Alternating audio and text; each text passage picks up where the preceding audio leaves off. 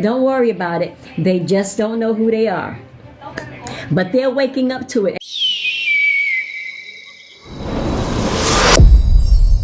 Yo, ASxTribe, what it up? Glad to see y'all came to chill with me, tribe. Today, we on that spiritual side. Fire count for y'all today, man. But y'all already know what time it is. Tribe up. Dibaya, Dibaya.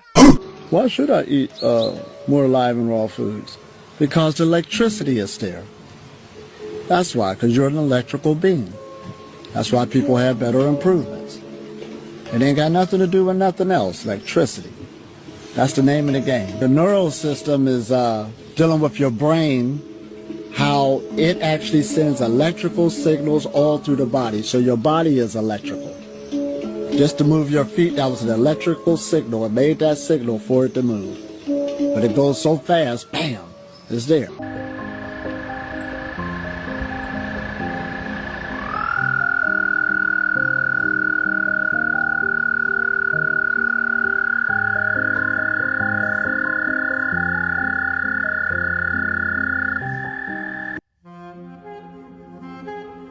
The bumblebee, when he starts to beat his wings, when he starts to flap his wings, there's a little cavity, a hollow cavity next to the larynx inside his system that's hollow. And when he beats his wings, he starts to resonate this energy, and it goes back and forth, just similar to a guitar strumming on one side of the room and hitting the same chord on the other side of the room, or somebody hitting a high C and breaking a crystal. It's the same thing, it's resonance. And he said what they do, they resonate. And when they resonate, they eventually reach the resonance of the field around them. And he says once this bumblebee hits that resonant frequency of its surroundings, it becomes a free agent.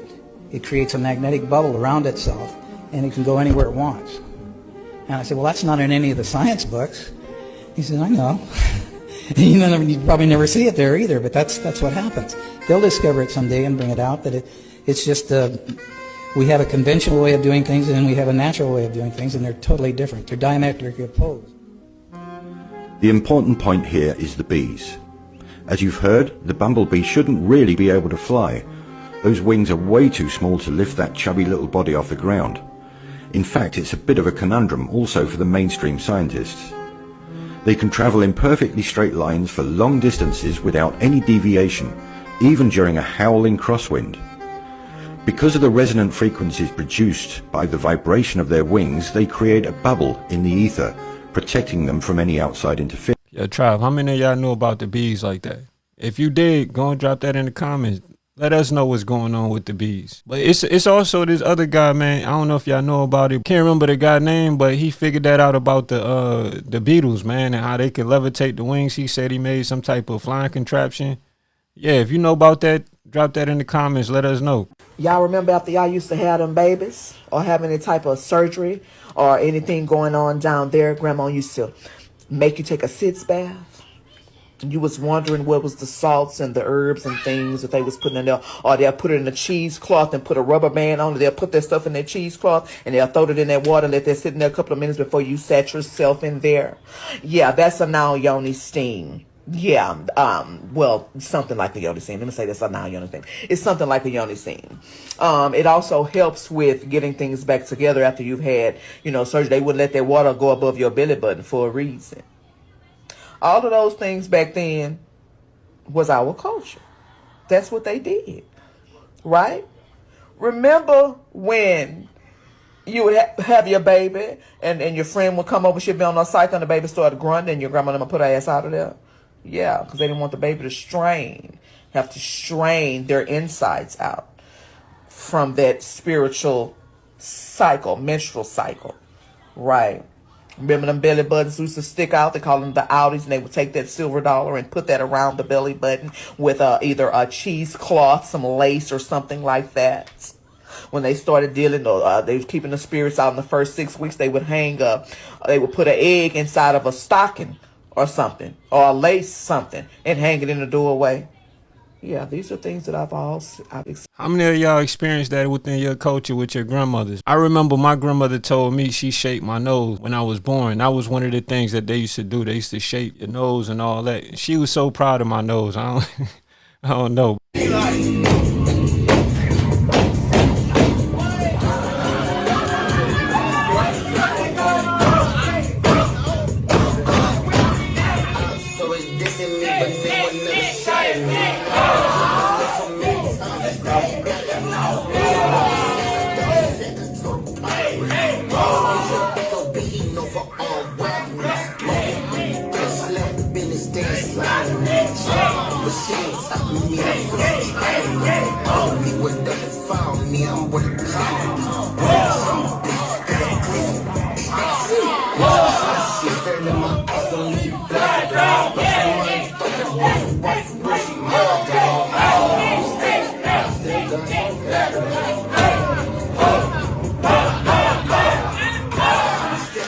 Hey, some of y'all won't be tapped in to truly understand this message.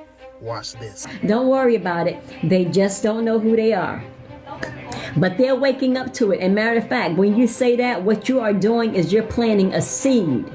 You know, they don't understand it, but I guarantee you they're thinking about it. And it'll come back to them later and they'll say, ah, that's what he meant. I am you, you are me. We are one another pushed out.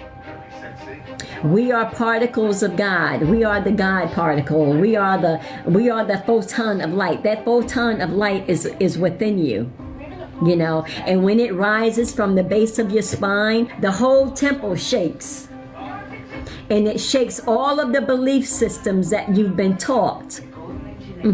That's the shaking of the temple. So when he said, not one stone will be left unturned, that's what he meant. How did that make you feel? Let me know in the comments below. What is the first step if you want to basically recenter yourself? You have to really care, because you'll never do something you don't care to do. The spirit that is in the body is of God, is of the intelligence of existence. It has come from another realm that is literally, we are in that which is endless, infinite, and eternal. Death is a program that's running here. Otherwise, we really don't see the evidence of death anywhere in the air. The reality is just like evil. Evil doesn't exist except in the hearts and the minds of the people, but evil doesn't exist in the hearts and the minds of the people who have a clean bloodstream and who have come to that point of care and conscientiousness and reverence and respect and appreciation and gratitude for the gift and the blessing in being. So to shift this, you have to care. It has to matter to you. I mean, you have to really think about it. What is your life about? What do you want? Just to be enslaved to your freaking appetite, desires, lust, and passions, to be in a place and space where you never walked in the greatness of who you were born to be, that you did not do any of the things that we were told to do. Yo, tribe, drop them feathers in the comments if y'all hear the ancestors speaking through these clips, man. You really do got to go within yourself and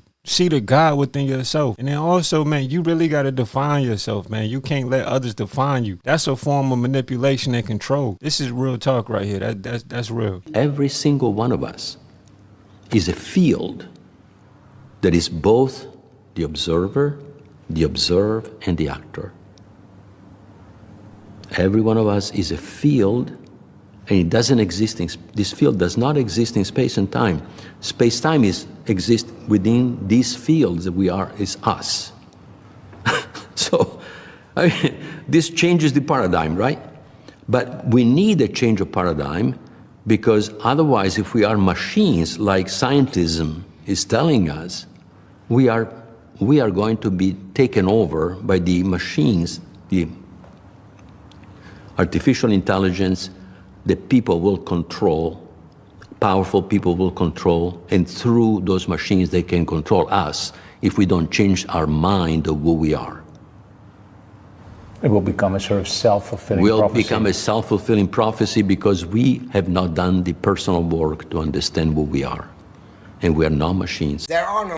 That's what you got to be doing right now. You got to be going inside, trying to figure out who you is, what you want out of this life. What is your experience in this life going to be? There are no black people or white people or mixed people. These are alchemical spells. The metaphysics of racism is essentially the sacred science of naming, or Heka in ancient Egypt, where a colonizer, tyrant, bully puts a human being into a mental box, iterating over and over again what your name is, what your history is, how you're supposed to behave, what you're supposed to believe, and what you should name your gods. You see the game these people been running on us, man?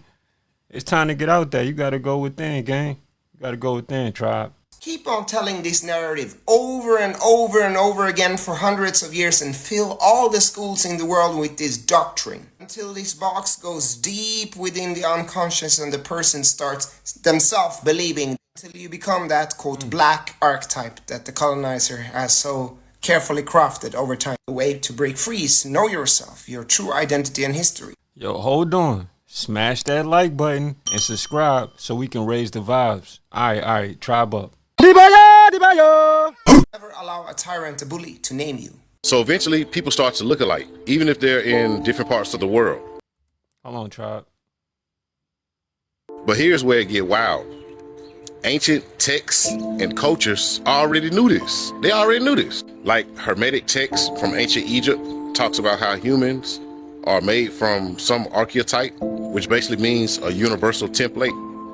The idea is there are only so many blueprints for humans, and we're all variations of them. I mean, that's believable. Even Plato talked about this. He believed in forms, perfect and unchanging templates that everything in the physical world is based on.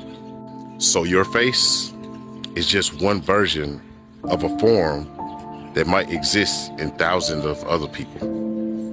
Yeah, you know somebody look like that today.